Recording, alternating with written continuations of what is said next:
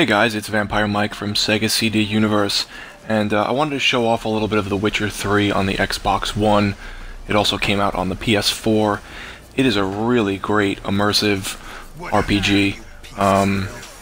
Some great fighting in it. A little clunky in some ways, but as you see, the fighting is really fun, gratifying, and it's not super easy. At this point, I have like a pretty good sword, and I've kind of got the, gist of the fighting down in terms of it's like a defensive game, like you have to block a lot.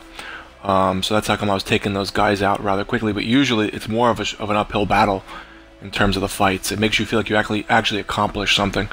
This is the map.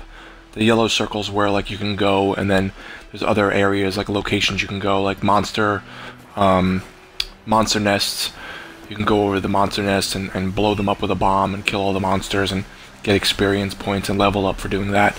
There's tons of things you can craft and create in terms of armor and swords and such, but you can also do it with alchemy. Your guy's like an alchemist or whatever, so you can create all kinds of potions and things to rub on your swords and enchant them, or to make bombs, things like that. You pick up everything for alchemy, all kinds of plants and different materials.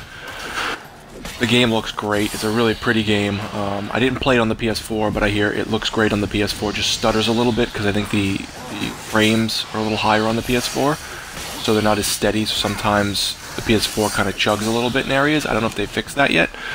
But the game is really great. It's very immersive. Really feels like a game you can get lost in. I don't mean lost in a sense that, this is the part where I blow myself up. Yep, watch. I wait too long and the thing explodes. Hurts me. Not a game lost like you don't know where to go next. More like it's so fun you can just go on side quests and not do the main quest and just kind of lose yourself in the atmosphere and the adventure. It's very atmospheric. Right now I'm using my Witcher senses, that's why everything gets blurry. What that does is it outlines things in orange that you can interact with, or red if you're doing them for a quest. So all these orange things are things you can pick up to use in your alchemy potions.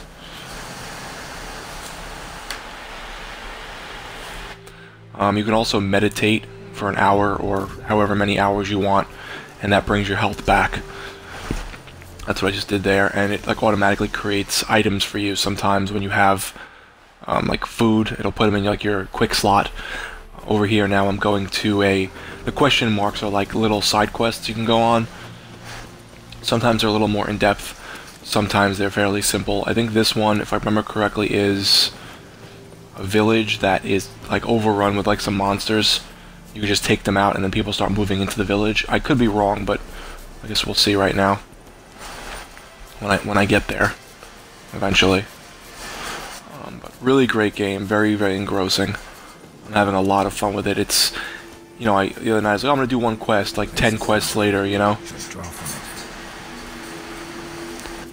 Okay, no, I was wrong.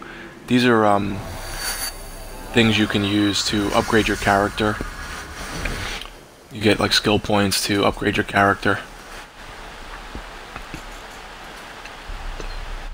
And if you haven't played the first two games, you can go in and look at the there's little character bios that kind of explain the backstory.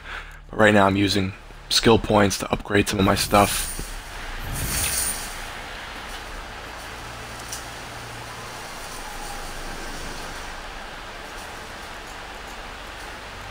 You can save your game manually, or there is an auto-save system. There's also this really cool collectible card game called Gwent. You can use that. You can pick up cards, buy them, or win them, and play that card game. So there's it's like a game within a game, so that's really fun. I put this clip in there because I wanted to show off a little bit of the daytime. Or, I guess it's the sun setting, but it's still really pretty.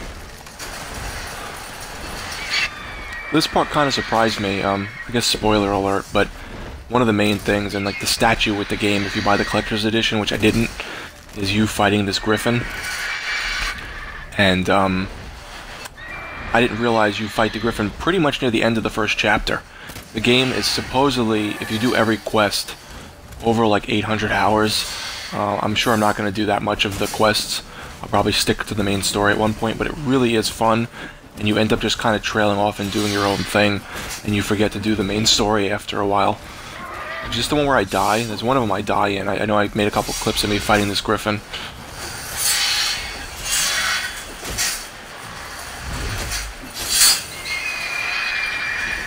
The only thing I would say that's kind of negative is sometimes the movement is a little clunky, but they are fixing that right now with a patch where they're giving you an alternate movement system. So the company who made this, is it CD Projekt Red, I think, has also included 16 really small pieces of DLC like quests or little items for your character like armor sets and stuff. Great game. Check it out if you like long RPGs. It's awesome.